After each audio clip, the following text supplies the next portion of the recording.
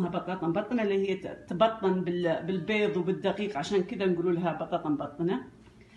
تقريبا عائله تكون من 6 اشخاص او 7، ميبي تقريبا 5 حبات بطاطا او 4، ربع كيلو مفروم او اقل، وبصله مفرومه ممكن تبرميها في ست البيت تفرميها، او ممكن تبشريها بالبشاره اذا كان البصله في حدود يعني حجمها مقارب للبطاطا او اقل من هذه، وكشك صغير او ملعقه صغيره ملح، كمون اسود وكمون، وشوي كزبره اذا كان في ناشفه احسن، ما في انا حطيت خضره بس تعطي نكهه للحمه، اذا كان اللحمه كويسه ما تحتاج يعني.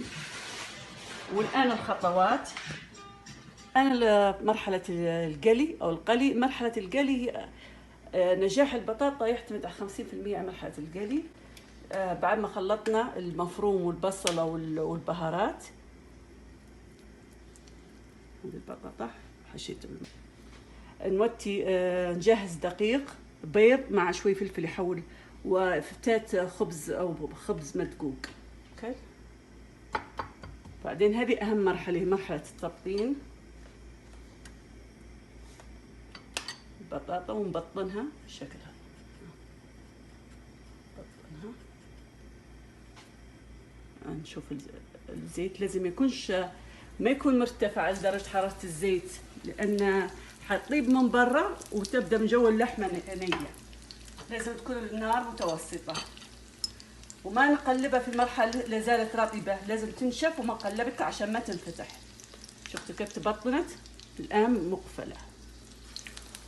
وامهاتنا زمان ما كانوا يعرفوا الخبزه المدقوقه، كانوا يعملوها بالطحين، مثل هيك بالطحين، جست دقيق فقط وحتى هي تصير حلوه. اهم مرحله مرحله القلي، نخلي النار عاليه في البدايه، وبعدين نوطينا، نضمن اللحمه تطيب من والان بعدين حوريكم شكل الطبق النهائي.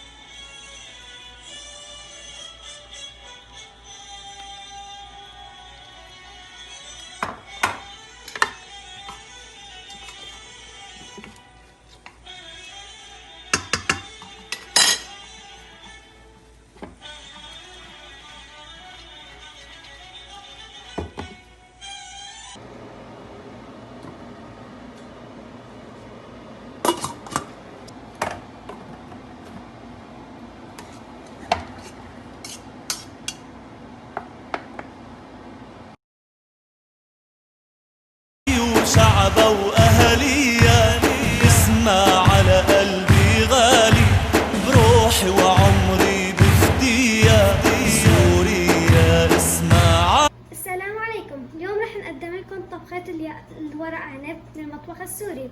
المكونات: ورق عنب، ولهذه الأطرميز رح نضطر نستخدم كاسة رز قصير، نص كاسة رز طويل، لحمة، بهارات وملح.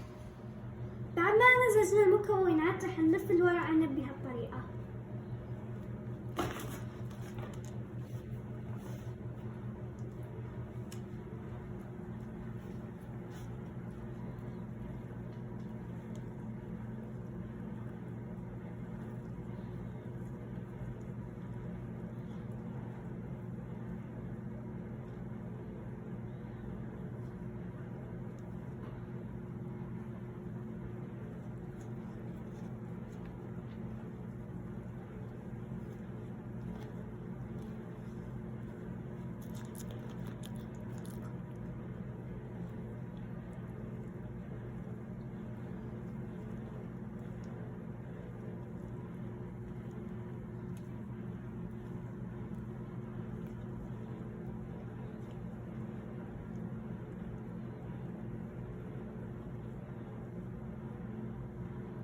لفينا الورق عنب رح نطبق الطبخة بالطنجرة.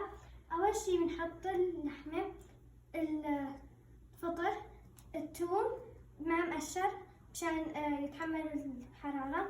بعدين الورق عنب بنحط بعد المي، الملح والليمون.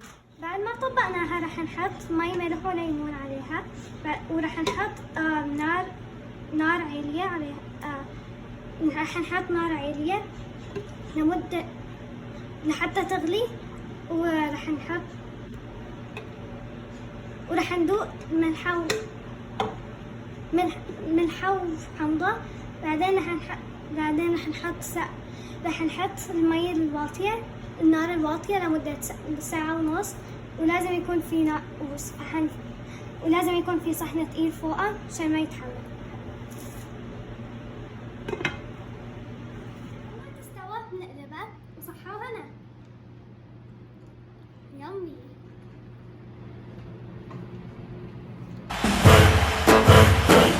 سوريا سوريا سوريا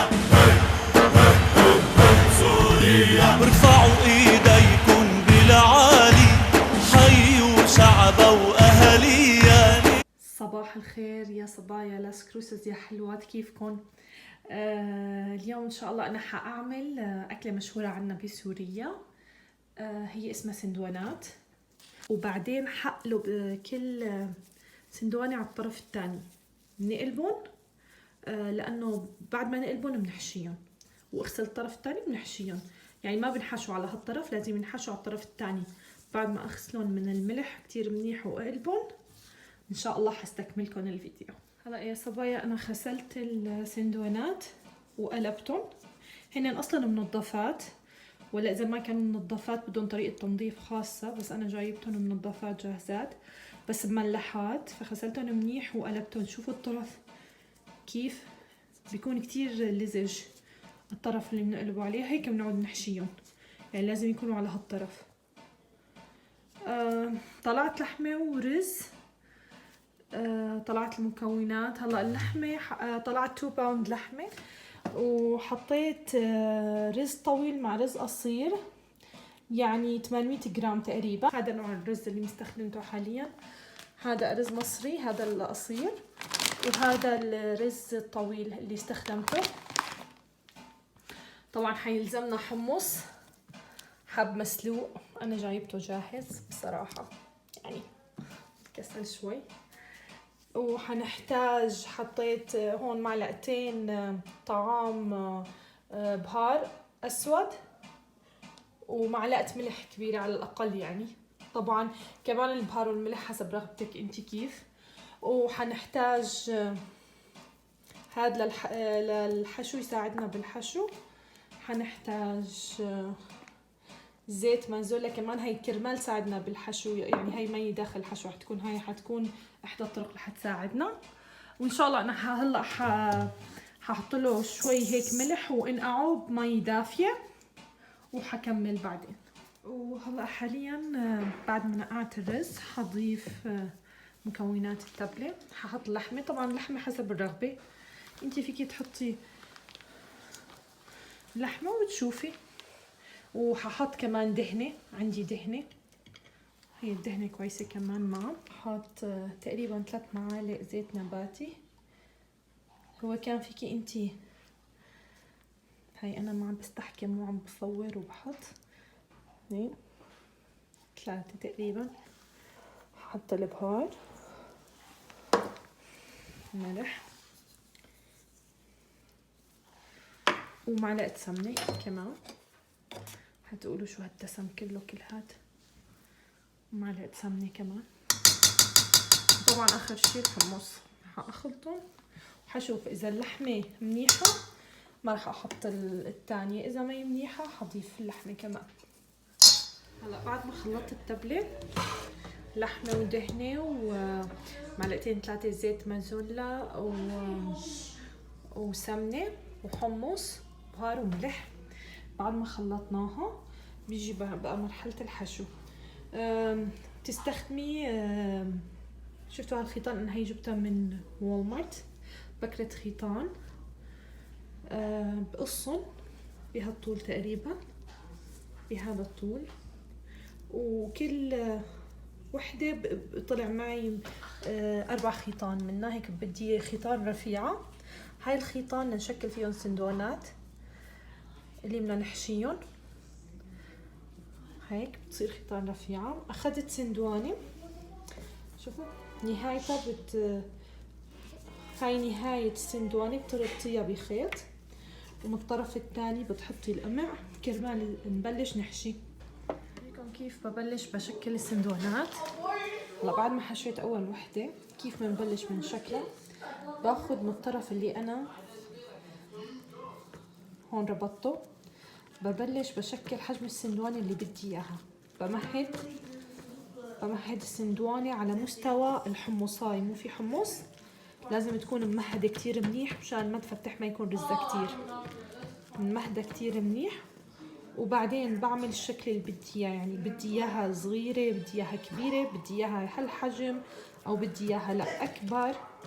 بعود بمهدها باخذ مكان اكبر يعني حسب، وبربط وباخذ خيط طبعا بربطه من هالطرف وبكمل بنفس الطريقة لبين ما،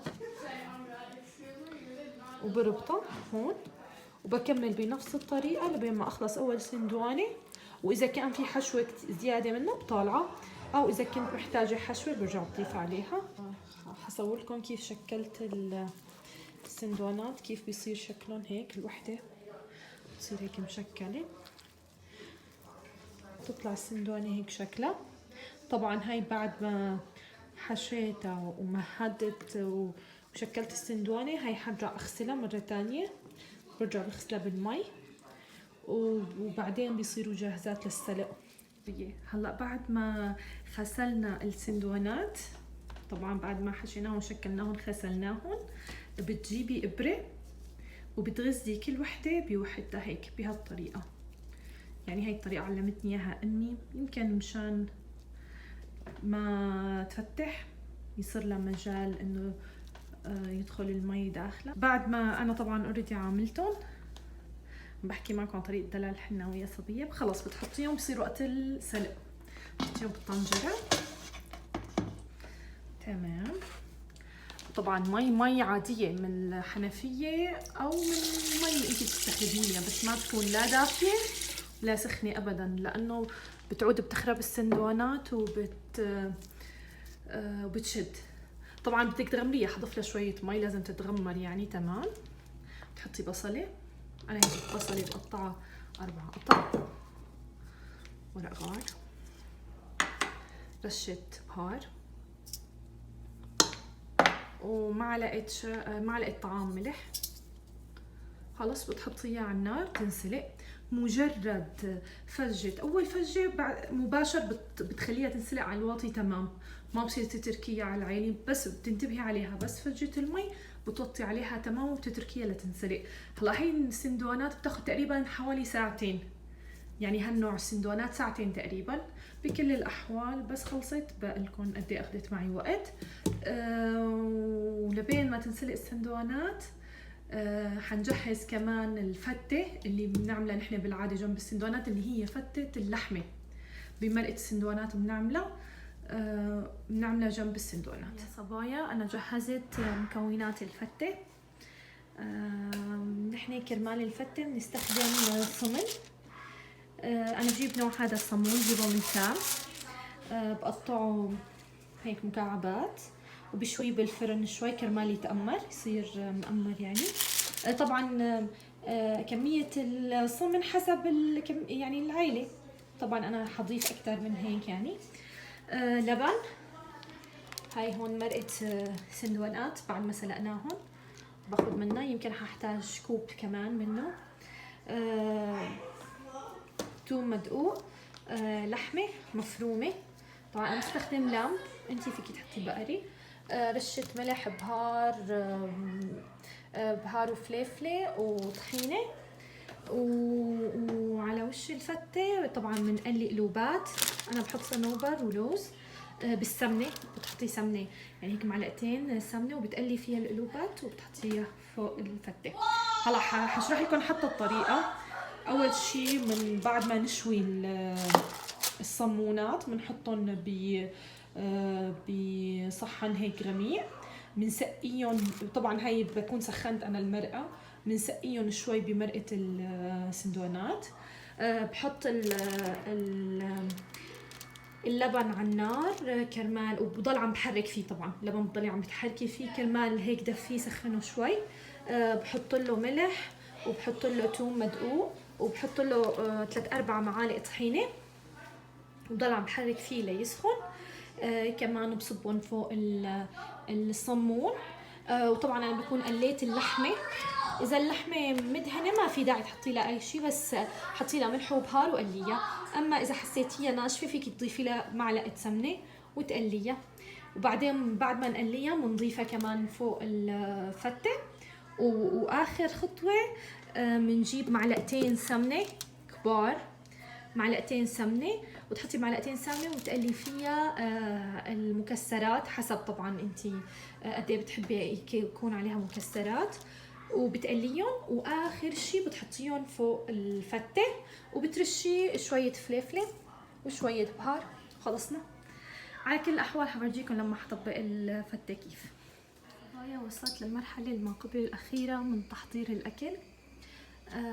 طبعا هاي السندوانات انسلقت ونشفتها يعني صفيتها مشان ما تعذبني بالقلي، لاني حقليها هي سمنه، حقليها بالسمنه فبتكون هي ناشفه، وبحطها بقليها طبعا وبقلبها وبحط غطا جنبي كرمال ما السمنه تطرش معي.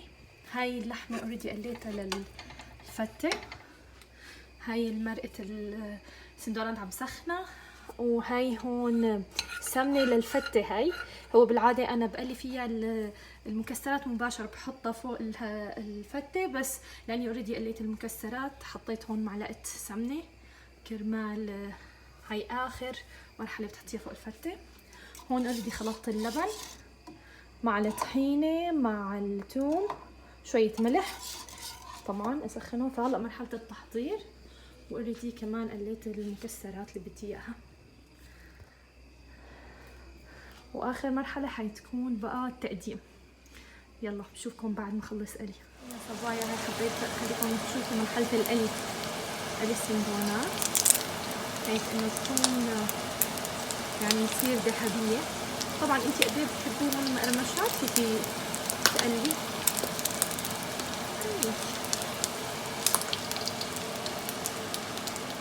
جيت لمرحله تطبيق الفته. اول شي حنضيف له من مرقه السندوانات كيف هيك. بعدين بيجي دور اللبن، بيجي خلط اللبن هنا. طبعا هو انا حطيته لبن عادي يعني ما حطيت له مي ابدا، بس هو طالع مريق شوي. هلا بيمتصوا الخبز دور اللحمه. وبعد هيك التقلاي مكسرات عايزة مكسرات، واخر شي هحط التقلاي. تسمعوا طشة التقلاي هلا مباشر. مكسرات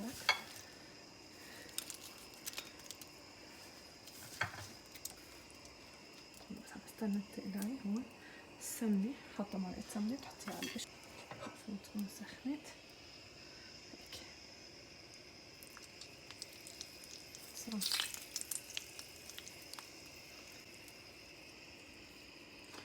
وهلا حسوي لكم تقديم. حاليا صارت السندوانات جاهزة أخيرا. هون هذا هون صحن فيه مرقة سندوانات. نحن يعني في ناس بيشربوا جنبها مرقة سندوانات ونحط لها شوية ملح، بهار، فليفلة وشوية توم وليمون، وصاروا جاهزين. صارت الأكلة جاهزة، إن شاء الله تعجبكم. وهاي الفتة يعني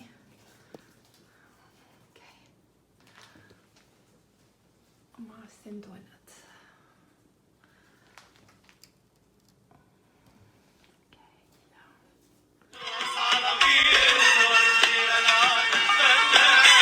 شباب الحلبية نرقص عربية ونورجي العالم فنان. نحن شباب الحلبية ونحب الرقصة، نرقص عربية ونورجي العالم فنان. نحن شباب الحلبية ونحب الرقصة.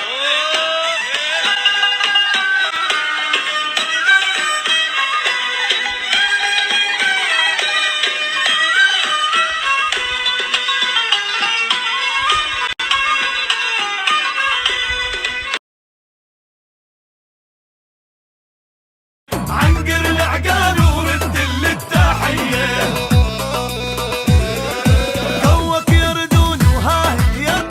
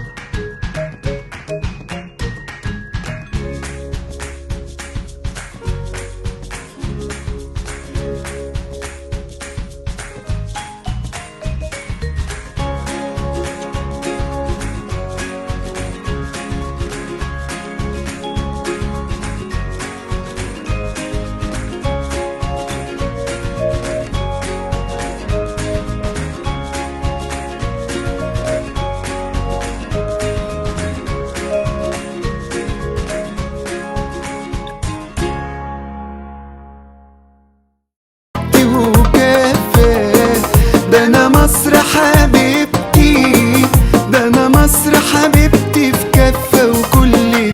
مقادير البسكوت عندي كوبايتين من الدقيق المنخول، وعندي بيكنج باودر، معلقه من بيكنج باودر، وكوبايه زيت، كوبايه الا ربع سكر، ربع كوبايه لبن دافي. انا عندي البيض صغير فهحط بيضتين، لو البيض كبير هتحطوا بيضه واحده. وعندي معلقتين نشا، وعندي الكاكاو اللي هعمل بيه اللون الاسود. وعندي معلقه خل هحطها مع البيض. اول حاجه اللبن بتاعي يكون دافي شويه، هحط ربع كوبايه اللبن في الخلاط، ومعاها كوبايه الزيت. لو انتوا عايزين تعملوها بزبده، انا عاملاها بزيت عشان يبقى ماسك نفسه ما يتفتفتش من الولاد.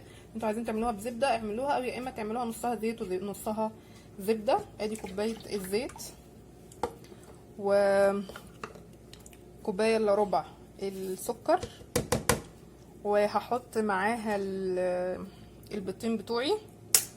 زي ما اتفقنا ان احنا البيض بتاعنا عشان صغير انا حاطه 2، لو انتوا عندكم البيض كبير خلاص بيضه واحده. ولو انتوا عايزين تعملوا مقدار اكتر من كده هتضربوا المقدار ده زي ما هو في 2. وعندي هحط معلقه فانيليا كبيره،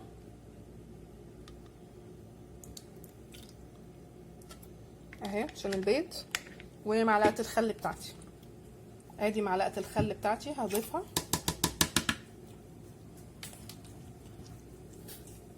كده. انا حطيت كل اللي هم السوائل مع بعض، سايبه البيكنج باودر والفانيليا، البيكنج باودر والدقيق والكاكاو. هضرب دول في الخلاط مع بعض ونرجع نشوف هنعمل ايه. دي البوله اللي انا هعجن فيها. هجيب الدقيق، والدقيق يفضل ان هو يكون دقيق المخبوزات. كنا اتكلمنا على الفرق بتاع الدقيق، هسيب لكم اللينك بتاعه في الوصف لو انتوا لسه ما شفتوش الفيديو. وهحط معلقتين النشا، وبعد كده هجيب معلقه البيكنج باودر وذره ملح. قبل ما احط عليها السوائل كده انا حطيت النواشف كلها مع بعض. ادي عندي الخليط بتاعي ضربته في الخلاط اهو. دلوقتي هضيفه حبه حبه،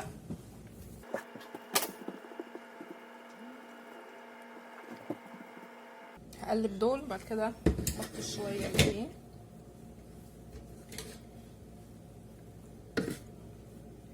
تقلبيه بالراحه عشان يجي في كل مكان ولحد ما العجينه بتاعتي تتجانس. ادي العجينه بتاعتي بعد ما تجانست اهو، ادي شكلها بتشكل معايا بسهوله تمام. هاخد جزء من العجينه، ممكن اخد نصها ربعها على حسب الاسود اللي انتوا حابين تعملوه. لو الاسود هيقتصر على الراس بس خلاص يبقى ما تاخدوش كتير. لو الاسود عايزين تعملوا بسكوت نص كده ونص كده يبقى خدي نص العجينه تمام. وهجيب عندي كوبايه فاضيه وهحط فيها معلقه كاكاو كبيره بالشكل ده تمام. وطبعا مش هينفع اخفف الكاكاو كده، لو حطيته كده هيكتل، لازم اقلبه في المعلقه. فبنعمل ايه الحبه، اخر حبه في الخليط بتاعي اللي هو عملته في الخلاط، بسيب منه بس معلقتين كده على قد ما اقلب الكاكاو فيه عشان العجينه عندي تبقى كلها ميه واحده. هقلبه كده مع بعض، اقلبه كويس لحد ما يدوب خالص الكاكاو، وبعدين اضيفه على العجينه بتاعتي اللي انا عايزه اعملها اسود. ادي الكاكاو عندي لما اتخلط هضيفه على العجينه واقلب العجينه بتاعتي. ادي العجينه اللي بالشوكولاته بعد ما عجنتها معايا وخلصت. لو حسيتي ان السوائل زادت فيها وبقت تلزق معاكي حطي لها عادي معلقه دقيق علشان خاطر يبقى متعادلين هما الاثنين، يبقوا زي بعض، ما تبقاش واحده ناشفه واحده سايحه واحده ماسكه نفسها. عبال بس ما هما يرتاحوا كده 10 دقايق اكون جهزت الصيغان بتاعتي ودهنتها بالماده الدهنيه. ادي الصينيه بتاعتي اللي هحط فيها دهنتها بماده الدهنيه. وانا جايبه معايا الطبق ده ليه بقى؟ علشان هعمل كميه من الكور الصغيره الاول كده، ودي طبعا سهله جدا ممكن تخلي الولاد يساعدوكي. هنعمل كور كده الاول، فاحط الكور دي اللي انا هعملها هنا في الطبق اجمعها، بعدين اشكل الخروف في الاخر. هعمل اهو كده الكور، هعمل كور بيضة وكور سودا اهو كده. فهنقعد نكورهم كده انا والولاد، وطبعا دي هتبقى حاجة حلوة جدا هما يتبسطوا ان هما هيعملوه. هخلصهم تكوير وهرجع اوريكم ازاي هنعمل الخروف بالكور دي. دلوقتي اديني عملت اهو شويه من الكور، حاولنا يعني ان احنا نطلع المقاسات قد بعض، في حاجات هتلاقوها كبيره وحاجات صغيره. دلوقتي هنشكل الخروف. عملنا اول واحد اهو ابيض. تعال نعمل دلوقتي الاسود. هنعمله ازاي؟ هاخد الكوره الاسود. تمام، ممكن تعمليه في ايدك او تعمليه في الصينيه. انا هعمله في الصينيه افضل عشان يبقى مظبوط معايا. اهو هحط 3 من الكور الاسود، وبعدين تحتهم 4. لو حسيت ان في واحده كبيره ممكن ايه اغير، اشيل منها حته، حاول اخليهم يبقوا قد بعض. وبعدين اهو دي بعد ما عملت صف 3 وصف 4 هعمل صف 3 كمان اهو كده. انا عملت جسم الخروف. نيجي بقى عند الرجلين. هنقي 2 بيض يكونوا صغيرين، هعملهم بس مثلث كده شويه اهو كده. دي برضو صغيره، ممكن ناخد نصها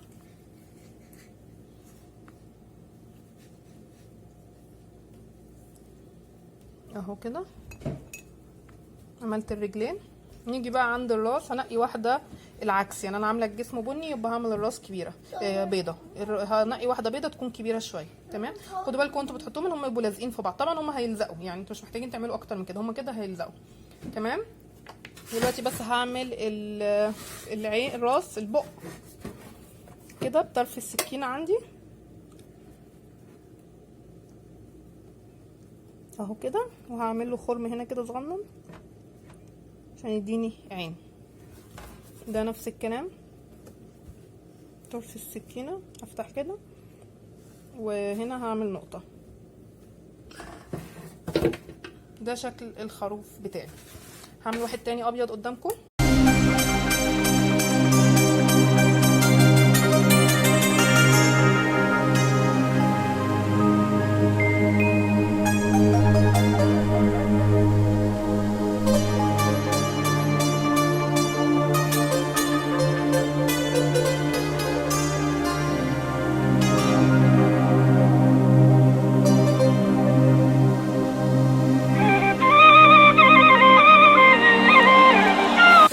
واحده بيضه، عملت 2 بيضه اهو، واحده اسود.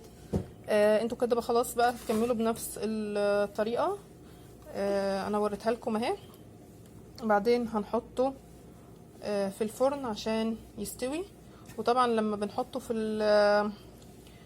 الفرن اللون بيظهر اكتر، يعني ما تفتكروش ان اللون كده يعني فاتح، لون الشوكولاته يعني. وهتلاقيه ماسك كله في بعضيه. ما تخافوش ان هو فكره ان هو ممكن ايه، يعني ندي بس ضغطه كده بسيطه عشان نتاكد ان هو كله ماسك في بعض وخلاص. اهو 3 3 4 بعدين 3. مش هياخد منكم وقت على فكره، وخصوصا ان الولاد هيساعدوكي في التكوير ده، ويبقوا مبسوطين ان هم بيعملوا معاكي خروف العيد. مفيش غير ان انت هتعملي كده بس، تحطيهم كده كور جنب بعض يدوكي شكل البسكوت. انا هكمل المقدار بتاعي وهحطه في الفرن ونطلعه نشوفه بعد ما يستوي. بس هعمل معاكم برضو هنا البق والعينين بتاع ده وده اهو. نعمل له عين هنا كده صغننه بطرف السكينه، عين. هو بقه طلع معوج شويه، مش مشكله اهو. هكمل المقدار بتاعي وهحطه في الفرن وهوريه لكم بعد ما يستوي.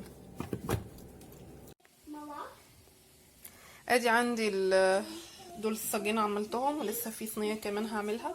هحط دول في الفرن دلوقتي وهجيبهم لكم لما نخلص خالص ونشوفهم كلهم بعد ما استووا مع بعض.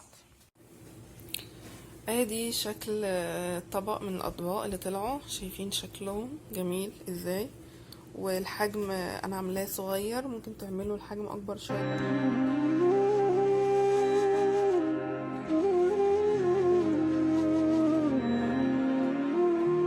Assalamualaikum. I am Shahnur Begum. I am from Bangladesh. Today I will cook our Bangladeshi traditional food. It's called beef kalabuna. So now I will show all of you the ingredients of the dishes.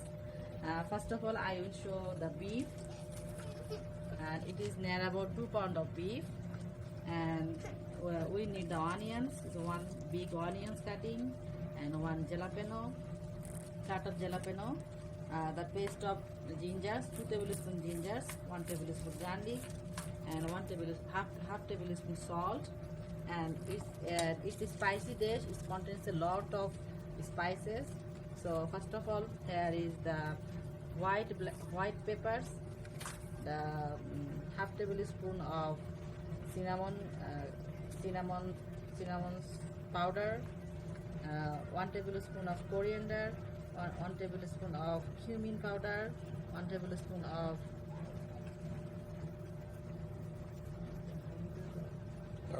turmeric powder, 1 tablespoon chili powder, and some raw masala like cinnamon, some sticks of cinnamon, 2 bay leaves, 3 or 4 cardamoms, 5 or 6 cloves, and here is the 1 tablespoon black peppers, fresh black peppers, and this is called garam masala.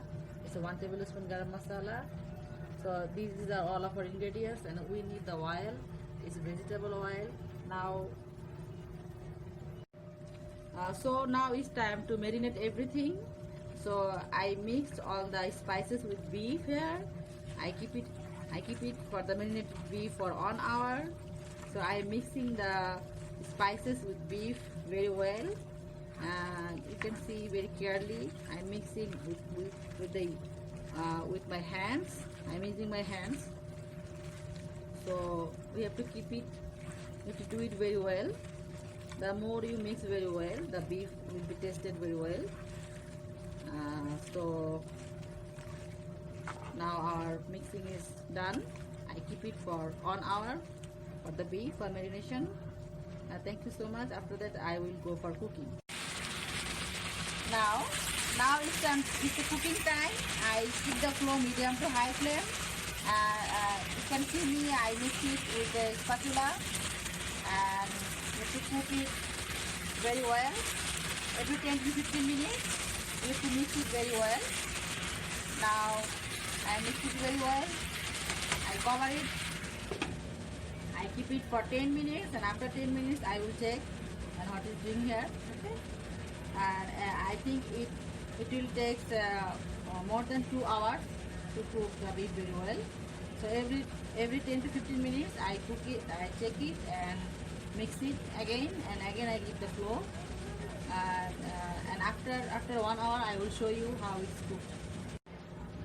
Now after cooking 30 minutes, I added hot water.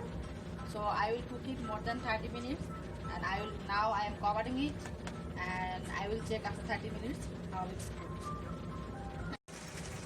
Now I have cooked more than 45 minutes the beef.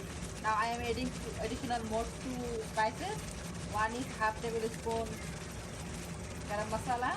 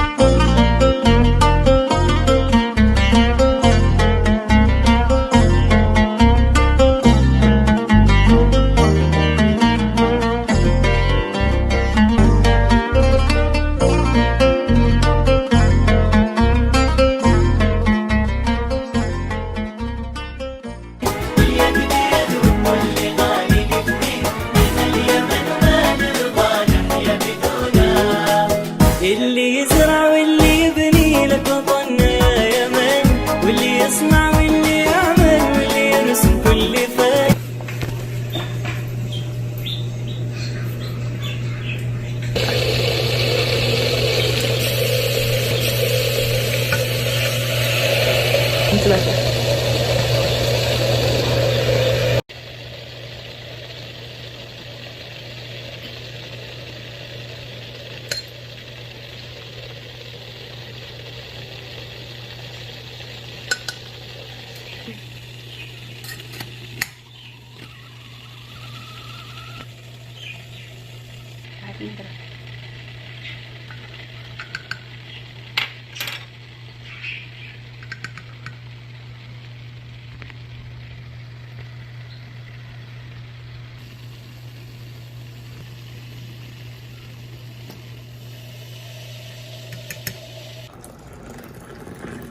الله أكبر الله أكبر الله أكبر لا إله إلا الله.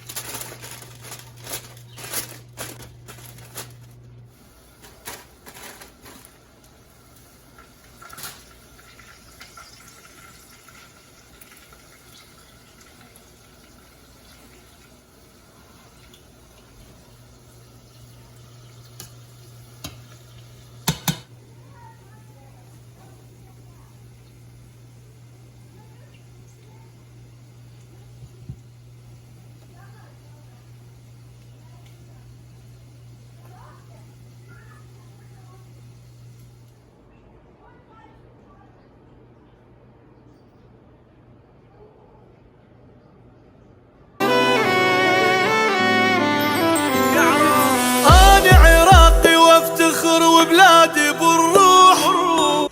طبعا اللي يحب يخلي بدل اللحم ما ينفرم بالايد يشتري لحم مفروم، يعني up to you. بس الاكله الدولمه من اذا تكون مضبوطه تمام لازم اللحم انتم تقطعوه بايدكم. معدنوس نفرمه ناعم، وراح نفرم وياه البصل والثوم هم نفرمه ناعم. والعده فود بروسيسور يكون افضل على مود اسرع ويكون انعم. هذا البصل ده نفرمه ناعم.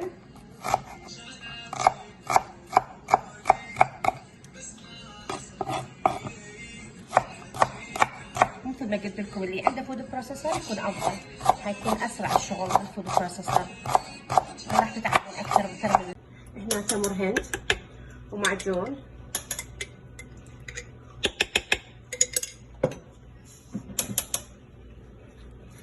شراب رمان،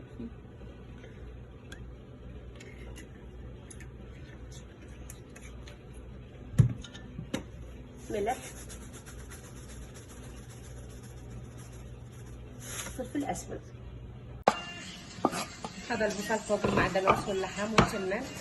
وهاي حنحط الخلطه اللي هي مال شراب الرمان وتمر الهند والمعجون وملح وفلفل اسود. طبعا ما ننسى اهم شيء لازم نخلي زيت الزيتون.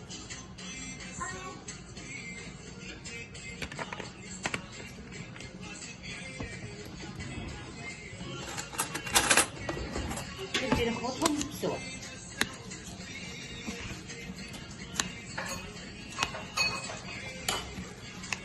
طبعا ما ننسى الثوم، الثوم جدا مهم بالدولمة. هي هاي، بعدين فوقها قطع لحمة شرح، بعدين فول. يفضل يكون الفول كبير، بس هذا الموجود بالمحل العربي. سلقناه وهسه دا نفلسه مثل هاي. سلق مو هواية، يعني تقريبا نحطه بالماء الحارة فور أو فورتين إلى أن يعني ينسلق، وبعدين أشيله يبرد شوية وأبدي أفلسه بهالطريقة هاي. وهاي الأشياء اللي هي شجر، فلفل، فتيتة، طماطة، ويا السلق، هذول الشغلات كلها قليتها شوية وبعدين على مود أبدي أحشيها. وهذا السلق خليت له شوية مي حار على مود يطرى، وهسه حبدي أقسمه وأحشيه. هسه هذا البصل بدي نحط بيه شوية من هاي الخلطة اللي سويناها ونلفها هيك، بعدين نخليها هنا نسقطها في الجدر. هاي البصلة الثانية نفس الشيء، نحاول ما نكثر بالحشوة، يعني شي وسط، لا هواية ولا شوية، ونخليها ونظل نسكر بهاي الحالة إلى أن أول طبقة نخليها بالجدر هي البصل، بعدين وراها طبقة الخضروات، وآخر شي طبقة السلق اللي هو السويس شارب. تقدرون تاخذون من البرتسون، من سبراوت.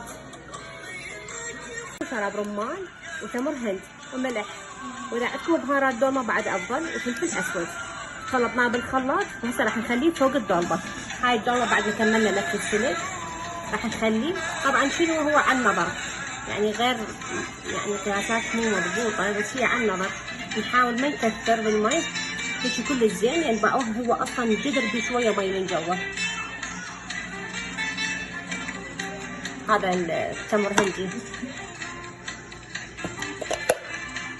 وهسه راح نغطيه بالقبض ونخليه من يفور شوية ننص الحرارة، وبعدين نخليه على نار هادية على كيفها تستوي. هي تقريبا تاكلها ساعة، ساعة ونص.